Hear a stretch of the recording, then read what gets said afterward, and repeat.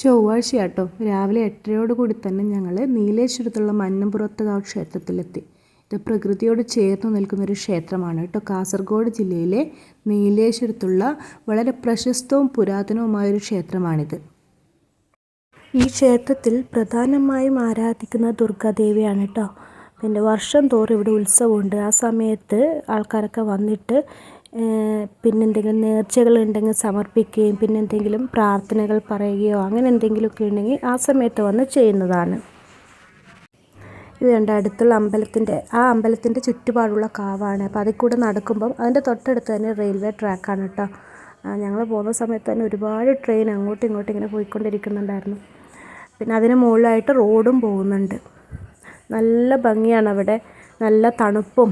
ഈ ചൂടുള്ള സമയത്ത് അവിടെ ഞങ്ങൾ കുറേ നേരം നിന്നു, അങ്ങോട്ടും ഇങ്ങോട്ടും നടന്ന്. അങ്ങനെ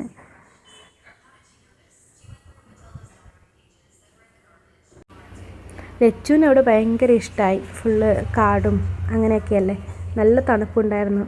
അവൾ അങ്ങോട്ടും ഇങ്ങോട്ടും ഓട്ടവും ഡാൻസും ഒക്കെ ആയിരുന്നു.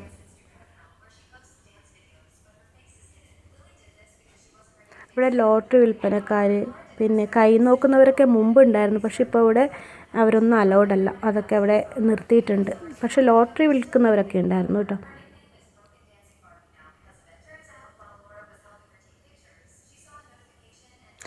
ഞങ്ങളവിടെ ഒരു 8:30 എത്തിയേ. ഒരു 10:30 ഞങ്ങൾ ഇറങ്ങി. പക്ഷേ ശരിക്കും ഒരു 11:30 എത്തിയ പൂജയും കണ്ട് അവിടുത്തെ പ്രസാദവും കഴിച്ച് തിരിച്ചു വരുന്നത് അതൊക്കെ ആയിരിക്കും നല്ലത്. ഇനി പോകുമ്പോൾ അങ്ങനെ പോവാൻ നോക്കണം. അവിടുത്തെ പൂജാരിയും അങ്ങനെയാണ് പറഞ്ഞത്. ഞങ്ങളിപ്പോൾ അറിയാത്തത് കൊണ്ട് തന്നെ രാവിലെ പോയിട്ട് വന്നു. പിന്നെ വീട്ടിലെത്തുമ്പോൾ ഒരു 12:30 ആകുമ്പോൾ ഞങ്ങൾ തിരിച്ച് വീട്ടിലെത്തി.